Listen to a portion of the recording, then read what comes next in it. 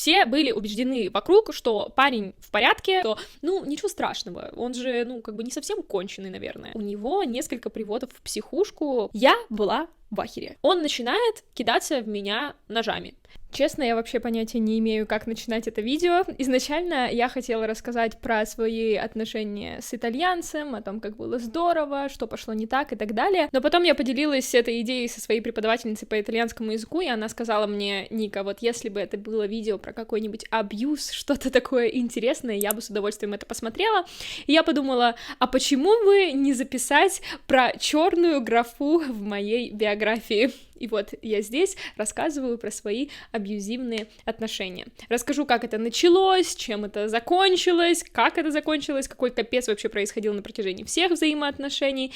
Надеюсь, вам будет интересно, и надеюсь, что кому-то это поможет не попадать в такие же ситуации, в какую попала я. Стоит отметить, что мне не стыдно ни за одного своего бывшего, все мои отношения были прекрасными, и люди эти были замечательные, но есть один человек, отношения с которым я бы предпочла даже не называть это отношениями, но было что было, и иногда, когда мы находимся в какой-нибудь компании, где люди знают этого человека, они часто припоминают мне, что я состояла в отношениях с этим человеком, как вообще такое случилось, и вот вам, собственно говоря, история. Все, что я буду вам сегодня рассказывать, произошло со мной 7 лет назад, когда мне было 20, я была молода, горяча, глупа. Мы тогда с подругой очень любили ходить в ночные клубы, мы ходили туда только чтобы потанцевать, потому что мы такие энергичные, заряженные, не столько выпить, сколько потанцевать. Часто были, знаете, такие замечания в наш адрес, то что девочки, вы очень шумные, и почему-то именно в тот вечер мы получили несколько замечаний от администратора, что типа, камон, вы очень-очень шумные, но мы, в ночном клубе, ладно, окей. Мы просто устроили танцевальный баттл между гостями, причем это был какой-то не супер busy day, что-то по типу,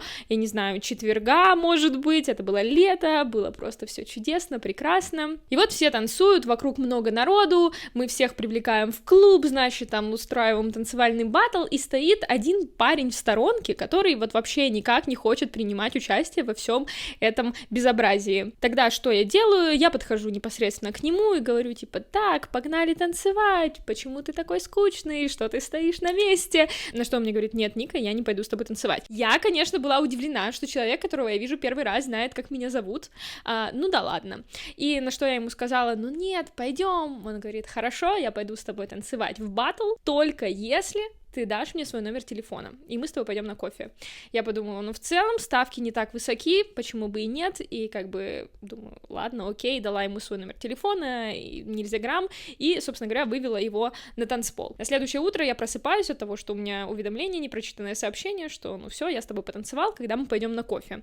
Я думаю, это так мило и романтично, отвечать на самом деле не хотелось, но я увидела, что у нас есть общие знакомые, и так как я не тот человек, который знакомится в соцсетях, например, я не тот человек, который знакомится в соцсетях, я часто этого пугаюсь, у меня были неприятные ситуации, поэтому я стараюсь этого избегать. И знакомлюсь только с теми людьми, с которыми у меня есть какие-то общие знакомые, общие интересы. Кто-то, если знает этого человека в целом, я могу с ним встретиться и пообщаться. Но если у нас нет ни одного общего знакомого, то, скорее всего, я с этим человеком не встречусь. Тем не менее, этого молодого человека знали мои знакомые, они вместе учились в школе, я попросила краткую сводку, что за человек, норм, не норм, на что мне сказали, да, он в порядке, но суть в том, что этого человека знали, знаете, там, со школьных времен, не знаю, с 5-6 класса, и, на тот момент он уже выпустился из школы, он учился, по-моему, в институте, может быть, на 1 курсе, я думаю, ладно, окей, попробуем. С чем черт не шутит. Лучше бы я от этого отказалась, но ладно, окей, поехали дальше. Мы договорились встретиться, выпили кофе, пообщались, мне показалось, что человек очень-очень приятный, почему бы и нет, почему бы не продолжить общение, и так как мы были в одной, как оказалось, компании, общих друзей, знакомых, то мы начали встречаться так в компании людей, собственно говоря. Повторюсь, все были убеждены вокруг, что парень в порядке, что у него все хорошо, но, собственно говоря, никто не мог знать, что у него какие-то какие-то беды и проблемы с башкой, в том числе и я. Мы не то чтобы друг друга хорошо узнали, но нам было интересно друг с другом, мы ходили гуляли, пили кофе, и достаточно рано, как мне кажется, сейчас начали говорить об отношениях. Так и случилось, что меньше чем через месяц мы начали отношения. Я никогда не вдаюсь в подробности о том, кто родители у человека, на начальном этапе мне это просто неинтересно, то бишь, да, видно, что какой-то зажиточный крестьянин, но как бы спрашивать о том, чем занимаются его родители, в то время как мы пытаемся узнать друг друга поближе, как будто бы немножечко странно. Тем не менее, когда я первый раз пришла к нему в гости, я заметила, что, во-первых, это квартира в очень крутом ЖК, во-вторых, вся квартира увешана камерами. Гостиная, кухня, спальня, все было увешано просто камерой. Не то, что это были какие-то скрытые камеры, нет, они были вот прям, знаете, как в каком-то заведении. В общем, я начала оставаться у него с ночевой, он был очень правильный молодой человек, он ничего, знаете, не трогал меня, мы смотрели фильмы, и первый раз, когда мы остались вместе с ночевой, он постелил себе на полу, я спала на кровати, а он спал на полу, поэтому я подумала, клевый парень, что называется. Мы начали встречаться, и все было в порядке, но были такие, знаете, флажки, которые на первых порах ты думаешь, типа, вроде вот красный, но не такой уж и красный, наверное, знаете, вот в таком стиле у меня мысли были, что, ничего страшного, он же, как бы не совсем конченый, наверное. Спойлер, совсем конченый. То есть это начиналось с того, что я говорю, например, я не люблю китайскую кухню, и человек ведет меня в китайский ресторан, я говорю, что я ненавижу мягкие игрушки, и он покупает мне мягкую игрушку на первую же ссору, и когда я говорю, типа, спасибо, конечно, я буду ее использовать как подушку, но больше этого, пожалуйста, не делай, он все равно приносит мне чуть ли не каждую там неделю, каждые 2 недели какую-нибудь мягкую игрушку. Я думаю, окей, хорошо, то есть... Ладно, мы это как бы замнем. Пофиг, что человек тебя не слышит, Ника, как бы, что такого?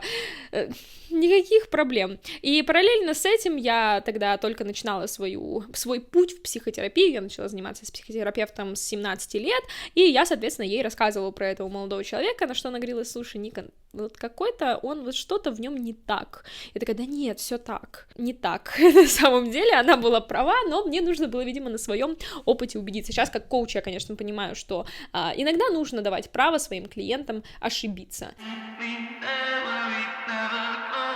Но то, как ошиблась я предпочла бы не ошибаться, честно говоря. И потом, когда мы начали встречаться, я начала замечать еще какие-то более странные штуки, по типу какая-то гниль постоянно льется про своих бывших, что-то с ними вечно было не так.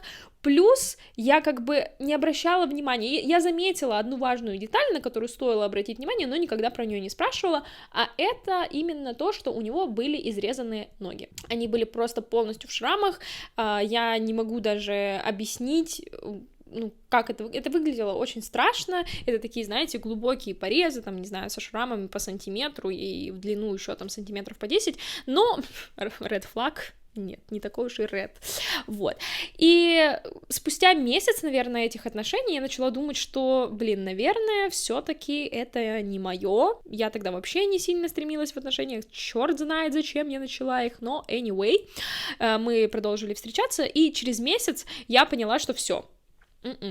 Нет, наверное, все-таки нам не по пути, и я как взрослый человек просто ему сказала, что нам нужно расстаться. Он, как взрослый человек, кивнул и ушел из моего дома. Я такая думаю, класс, так вообще все просто вышло, я даже не предполагала, что так просто все это будет, я даже не переживала, потому что я поняла, что нам с человеком, мы максимально разные, и все то, о чем он говорит, мне вообще не близко, но как только он вышел из дома, он сел в машину и сразу же позвонил мне, спич вот такой провел, он состоял буквально из нескольких секунд, он мне сказал, короче, Ника, если сегодня до 11 часов вечера ты не приедешь ко мне домой и не скажешь то, что ты ошиблась, то, что ты извиняешься, просишь прощения, то я Роскомнадзорнусь прямо у себя дома, собственно говоря. Я подумала, ха-ха-ха, вот дурак, как бы, чё он несет вообще, ну, типа, это же полный бред, и решила,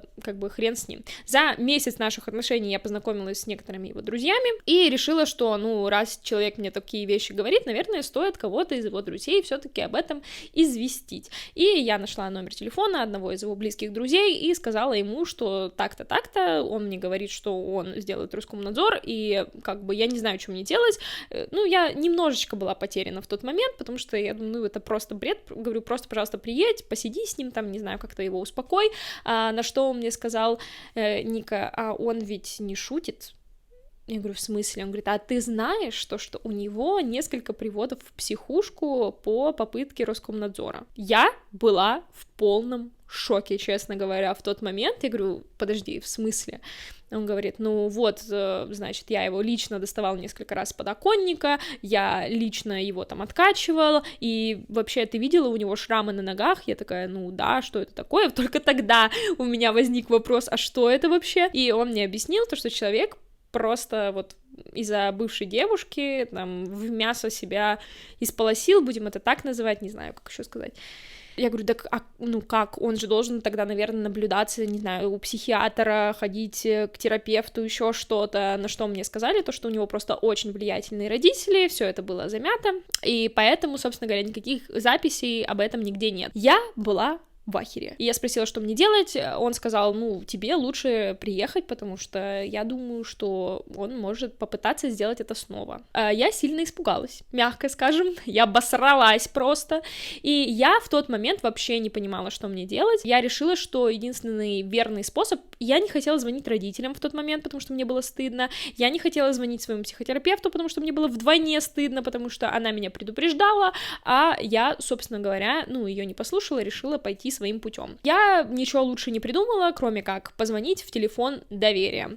И я знала только телефон доверия для подростков, подумала, что это как раз то, что нужно, пофиг, что мне 20, там оказывают бесплатную психологическую помощь, если это необходимо. Я рассказала то, что мой бывший молодой человек, мы разошлись, и он угрожает мне сейчас Роскомнадзором, что он это сделает, если я не приеду, и что мне в такой ситуации вообще делать. На что абонент на линии сказал мне, если он хочет это сделать, то флаг ему в руки, что, скорее всего, если он так открыто об этом говорит, скорее всего, это не случится. Я растерялась еще больше, потому что я очень гиперответственный человек, я спасатель, долгое время им была и до сих пор борюсь с этим, но сейчас я уже вот это вот спасательство проявляю больше в своей профессии, в качестве коуча, где людям нужна моя помощь, и я ее, собственно, оказываю. Но на тот период времени я этого не делала, и поэтому закрывала, видимо, ее всякими людьми, которыми нужна была не моя помощь, а помощь психиатра и людей, которые работают с больной башкой других людей. Тогда я подумала, ну окей, у меня нет другого выбора, я позвоню своему психотерапевту, может быть, она даст мне какой-то альтернативный вариант, что я могу сегодня сделать. Я звоню ей, говорю ей это все, на что она мне говорит, типа, слушай, ну, на самом деле, 50/50, может быть, сделает это, а может быть, не сделает. Пускай делает, говорит, вообще никуда не едь, не надо никого спасать, все будет окей. И я такая, ну, в принципе, окей, звучит как будто бы логично, но я ей сказала, что у него там очень влиятельные родители, что были уже попытки и прочее. Я рассказала, кто чем занимается, потому что мне сообщили эту информацию, и она сказала, слушай, такая вот проблема, он же в натуре ненормальный, у него же реально беды с башкой. Я такая, ну да, я теперь это понимаю. Она говорит, есть такая проблема, если он напишет записку, и там будет хоть как-то фигурировать твое имя, тебя могут привлечь к ответственности, к уголовной ответственности за доведение до Роскомнадзора. Я говорю, ну класс, я больше всего в 20 лет хотела сесть, за доведение до Роскомнадзора, это, конечно, мечта, знаете, о чем мечтать, как бы больше не о чем мечтать. И тогда она говорит, слушай, ну как будто бы можешь понадеяться на то, что он этого не сделает, а можешь поехать и как бы сделать так, как он хочет. И я выбрала, что я не хочу проверять, сделает он это или нет, и поэтому приехала мириться. Но у меня в голове сработала следующая тактика. Окей, если я не могу его бросить, значит, нужно сделать все так, чтобы он сам меня бросил. Девочки, лайкайте, если знакомы. Я не готова была к такой ответственности, я не хотела проверять, и мне было безумно страшно в тот период времени, потому что я вообще не знала, что мне делать. И я приехала, извинилась, и как бы мы продолжили нашу беспечную жизнь. Ой, господи, беспечная жизнь. Для меня отношения, которые длятся полгода, это долго, поэтому не обессудьте. Тем более, что за полгода столько говна случилось, что я вам дальше расскажу. В попытках сделать все так, чтобы он меня бросил, я делала все, что угодно. К слову, я на тот период времени занималась Mixed Fight, MMA, и мой молодой человек совершенно случайно был очень против того, чтобы я занималась боевым искусством. Вполне вероятно, он переживал за то, что я могу просто надавать ему люлей, если мне что-то не понравится. Как бы очевидно, сейчас я это понимаю, тогда я этого не понимала, но продолжила заниматься, потому что мне это было правда интересно. На прогиб кинуть я его могла, и как-то раз, когда мы отмечали день рождения его братьев, при всей семье я его кинула. Да, она была бесстрашной. Она просто хотела, чтобы ее бросили. Вот, но на самом деле просто я его предупредила, что если он не перестанет меня донимать, я не помню уже, с чем это было связано, но я ему сказала, если ты еще раз так сделаешь, что я тебя просто при твоих родителях тут кину. Он продолжил это делать, ну, а я, собственно говоря, за словом в карман не лезу, и если я что-то пообещала сделать, я это сделаю. Тогда родители и вся его семья, которая была в сборе, была в полном шоке. Ну, это смешная история, на самом деле, я думаю, что это было супер фанни. Ладно, я, наверное, просто подавляю, знаете, сейчас невротический смех. Он меня, к слову, после этого не бросил. Попытка не удалась. Что продолжилось дальше? Любые абьюзеры, как я сейчас понимаю, они пытаются тебя оградить от вот этого внешнего мира, от твоих друзей, чтобы у тебя в окружении не осталось никого, кроме вот этого человека. И это то, что делает мой на тот момент молодой человек. Я уж молчу о том, что я человек, который верит в дружбу между парнем и девушкой, и у меня много друзей парней, что это ему, конечно же, не нравилось, но для меня не составляет труда познакомить вот этих вот друзей парней со всеми своими, ну, типа, молодыми людьми. Если моему человеку, молодому человеку это необходимо, я пойду на уступки, и я познакомлю, в этом нет никаких проблем. То есть сейчас, конечно, все эти люди там либо женаты, либо помолвлены, либо, не знаю, состоят в отношениях, тогда, окей, этого не было, но, как бы, ничего с тех пор, как бы, не изменилось. Мы также дружим, и они также живут свою лучшую жизнь, в отличие от меня в тот период времени. Я познакомила его со своими друзьями, они, конечно же, ему не понравились, они все оказывают на меня хреновое влияние,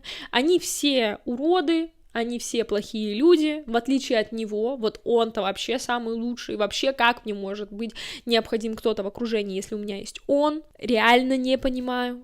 Вот мы подходим ко дню, когда я поняла, что это полный пипец. У меня есть друг, который живет в Москве, я, если что, живу в городе Екатеринбург, он мне периодически звонил, мы общаемся, ну, то есть раньше эти звонки были, не знаю, раз в месяц, там, раз в 2 месяца, то есть ничего в этом такого нет, и вот как-то раз мы лежим с моим молодым человеком на тот период времени, смотрим какой-то фильм, и мне на ноутбук приходит звонок с телефона, а это мой друг с Москвы, и так как мы смотрим фильм, я, соответственно, этот звонок отменяю.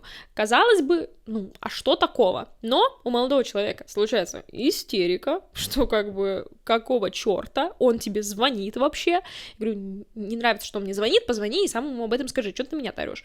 Вот, но он психанул, и пошел на кухню, а там стояла какая-то подарочная бутылка какого-то напитка, который приберег мой брат, собственно говоря, он должен был приехать, забрать ее, но не суть важно, суть в том, что я думала, сейчас он перебесится, посидит там на кухне, а я пока посмотрю фильм, захочет прийти со мной фильм посмотреть, он придет, как бы you are welcome, а не аллергия на съемку видео. Значит, проходит еще какое-то время, и фильм заканчивается, я понимаю, что окей, надо посмотреть, прийти, что у него там вообще происходит, а я прихожу к нему, он сидит, уже весь на веселе, скажем так, у него уже все хорошо, и начинается просто какой-то скандал, истерика, крики, оры, а я раньше очень плохо проявляла свои эмоции, то бишь, если я злилась, я такая, типа, окей, я там где-нибудь в сторонке позлюсь, чтобы никто не видел, если я радуюсь, типа, окей, радостью я могла поделиться, а вот грустью, печалью, злостью, я никогда не агрессировала, мне казалось, что так правильно, спойлер, это неправильно, и вот он сидит, значит, и начинает меня отчитывать за то, что мне звонит мой друг,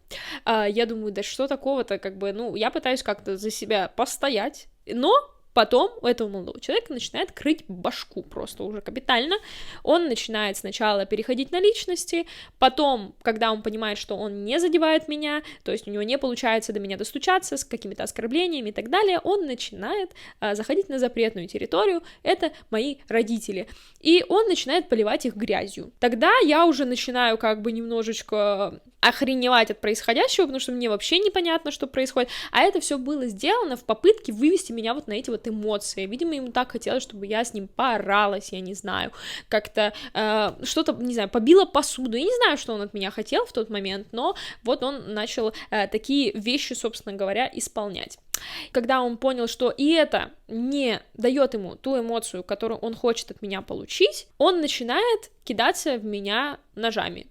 Он берет ножи, кидает их в стену, то есть это в тот период времени, в тот момент я была просто в шоке, потому что я вообще не знала, что мне с этим делать, и от этого я просто только оцепенела на самом деле, потому что это мужик, я девочка, то есть я сейчас маленькая, и тогда я была, наверное, еще меньше, и я просто нахожусь в каком-то шоке, на самом деле, от происходящего, я пишу своему брату, я не могу полностью объяснить, что происходит, но я просто прошу его приехать, потому что происходит какой-то трэш, но никто и подумать не мог, что, такой пипец происходит. Мне становится страшно, соответственно, я начинаю уходить от него, начинаю убегать куда-нибудь там в спальню, чтобы он меня не трогал, но он меня догоняет, все равно пытается что-то меня хватать, как-то некрасиво себя вести, продолжает орать и так далее, и в какой-то момент я поняла, что единственный выход в окно, единственный выход — это просто убежать из дома, из моего дома, из моей квартиры я должна убежать от психопата, это интересно, конечно. И когда я уже думаю, так, все, я, поеду, я думала, я его спокойно, я же стараюсь сохранять самообладание, я же стараюсь не психовать, я ему говорю, все, я, поехала, не надо меня трогать, он меня догоняет и начинает кулаками своими размахивать, слава богу, до меня эти кулаки не добрались, и он просто, когда мы были в коридоре, он замахивается и ломает мне стену. Просто повезло, что там не было моего лица. Он ломает мне стену, и я тогда вообще теряю просто дар речи, я вообще не понимаю, что мне делать. Я не могу убежать из своего дома, я не могу уйти из своего дома, начнем с этого. И я нахожусь в одном пространстве с человеком, который не то чтобы себя не контролирует, у него просто уже все, шарики за ролики залетели, и я была максимально тогда потеряна. Я решаю, что если так не работает, значит, нужно избрать какую-то другую стратегию. Я притворяюсь, что все в порядке, что все, конфликт исчерпан, что все хорошо, давай просто ляжем спать и все забудем, и все будет нормально. И думала, что он ляжет спать, а я в это время убегу из своего дома. И в моменте, когда я понимаю, что он не ложится спать, и мне все равно очень страшно, он все равно на эмоциях, и в моменте он захотел в туалет. И когда он пошел в туалет, я хватаю ключи от машины, выбегаю из своей квартиры, просто бегу, что есть ног, я была в домашней одежде, я просто в домашней одежде бегу по улице, я бегу, вернее, на первый этаж по лестнице, потому что боялась, что лифт долго будет ехать, и у меня ровно на первом этаже просто вываливаются ключи от машины, и они разлетаются вот так вот по всему полу. То есть там батарейка, еще что-то от сигнализации. Просто я стараюсь это быстрее собрать. Он в это время, соответственно, бежит за мной. Он сам тоже в домашнем. Чтобы вы понимали, он настолько торопился, что он даже не одел обувь. То есть он бежал босиком. К слову, тогда уже была какая-то зима, по-моему. он бежал вот голыми ногами, я собираю все, значит, все ключи от машины, он меня нагоняет буквально вот уже почти на первом этаже, я успеваю выбежать из подъезда, бегу до машины, бегу, параллельно кричу: не трогай меня, оставь меня в покое, типа, и что в моем шоке, и на что у меня какая-то обида, расстройство и разочарование в тот момент было, то, что люди, которые рядом шли, мимо проходили, никто никак не попытался мне помочь, не попытался спросить, что происходит, почему за мной бежит полуголый мужик вообще, пытается меня догнать, а я сама в домашней одежде пытаюсь куда-то убежать. Никто ничего не предпринял. Вот я человек, который всех спасает, меня почему-то в тот момент никто не спас. Мне было очень обидно и неприятно со всего этого. Соответственно, я параллельно с этим пытаюсь вставить батарейку в ключ, бегу, открываю машину, только хватаюсь за ручку, он сразу нагоняет меня, вытаскивает меня из машины и говорит: все, пошли домой. И все, и тут меня уже прорывает полностью, у меня случается жесткая истерика, я начинаю рыдать, орать, и я расстраиваюсь от того, что брат, которому я написала, попросила приехать и помочь мне, все еще не приехал. Он пытается со мной как-то поговорить, молодой человек, что-то выяснить, хотя что уже выяснять, у меня уже просто паника, истерика. Он заводит меня домой, я просто в истерическом каком-то припадке, я не знаю, это просто был какой-то нервный срыв, потому что, знаете, там детальки на детальки как-то все накручивалось, и все привело к тому, что привело. Меня просто прорвало. Я даже слова сказать не могла. Я просто захлебывалась вот так вот. И я после этих отношений, заикаться начала, вплоть до такого. То есть это был, конечно, трэш. Но потом мой брат приехал. Этот как это мягче сказать, молодой человек, он такой, типа: ой, а я даже не знаю, а чё это она так вот... К слову, со стороны это был реально адекватный, вменяемый человек, но только со стороны, понимаете, в этом был нюанс. Я очень сильно боялась, что если мой брат, или мои родители, или мой отец там как-то узнают про эту историю, они просто этого дебила прихлопнут, а если они его прихлопнут, то, скорее всего, они сядут, потому что есть какие-то более влиятельные родители на тот период времени, которые, знаете, там за ручку с Шойгу знакомятся, здоровались, да, в тот момент, как будто бы стоит завалить хлебало, потому что тебе страшно не только за себя, в тот момент уже не за себя страшно, потому что последствия со стороны твоих родных могут быть непредсказуемы. Понятно, что его никто бы не убил, никто бы его там, не знаю, не покалечил, но суть-то в том, что даже просто пальцем его тронь, были бы какие-то непредсказуемые последствия, которых узнавать мне не хотелось. Тогда я решила все это замять. Бросить его я так и не решалась, потому что мне было страшно, потому что вот эти вот все угрозы, они неоднократно повторялись, и я продолжила дальше существовать в этом трэше. Я долго думала, что мне с этим делать. Уже началось все, знаете, начала срабатывать психосоматика, когда ты начинаешь болеть, чтобы, знаете, не спать лишний раз с человеком. Я помню, как я приезжала с учебы, и он был дома, я зачем-то дала ему ключи от своей квартиры.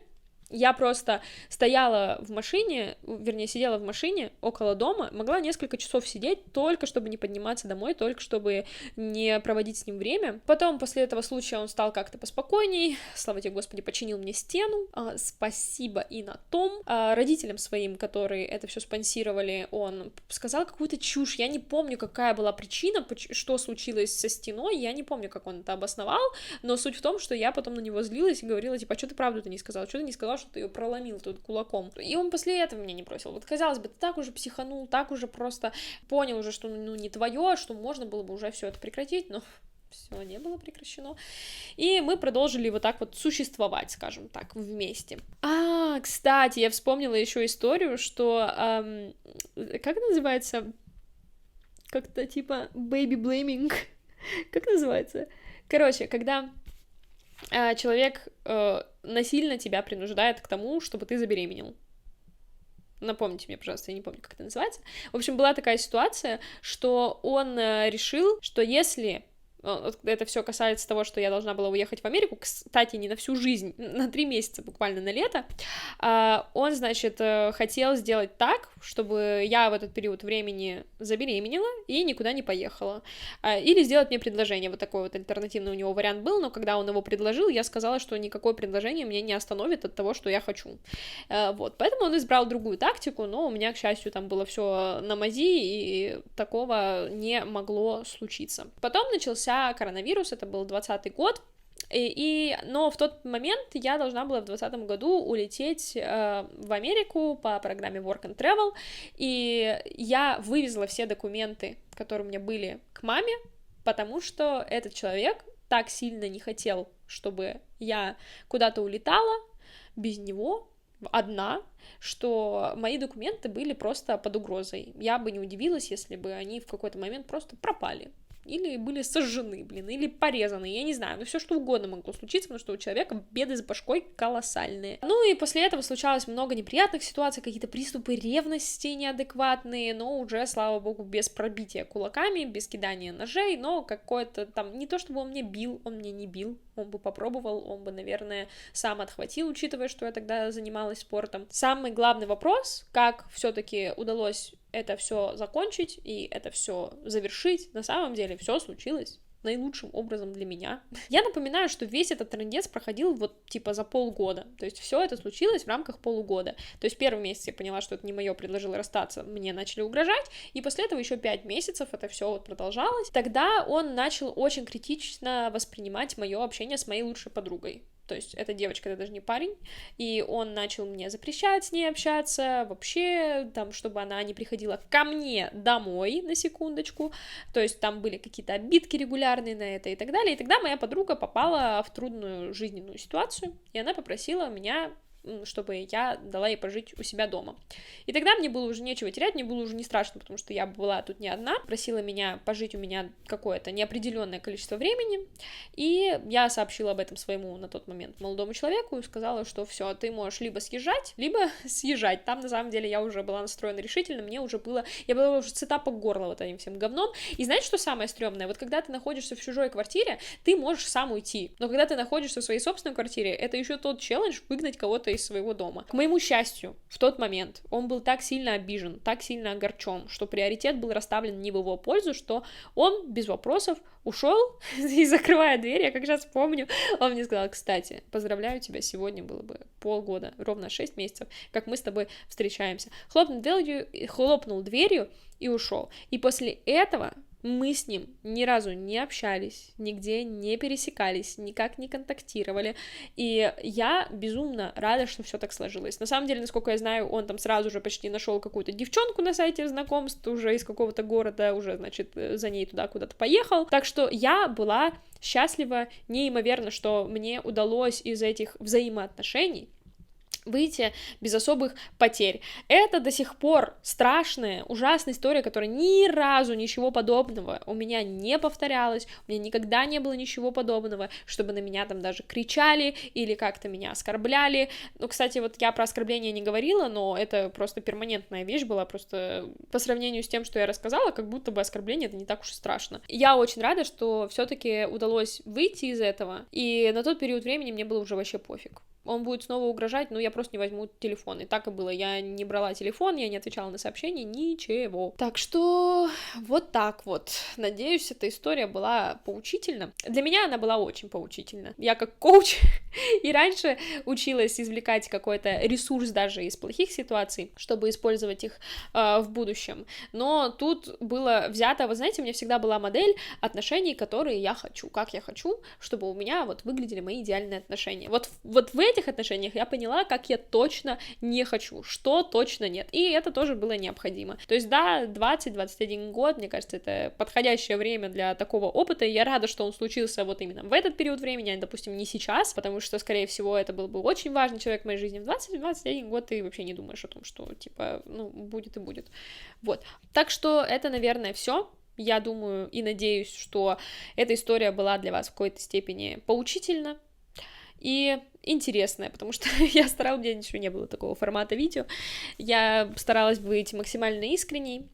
Я надеюсь, что вам понравилось это видео. Если это так, то ставьте мне пальцы вверх, подписывайтесь на мой канал. Вообще я тут разговариваю про саморазвитие, дисциплину и про книги. И это тоже часть моего саморазвития, часть становления меня лучшей версией себя.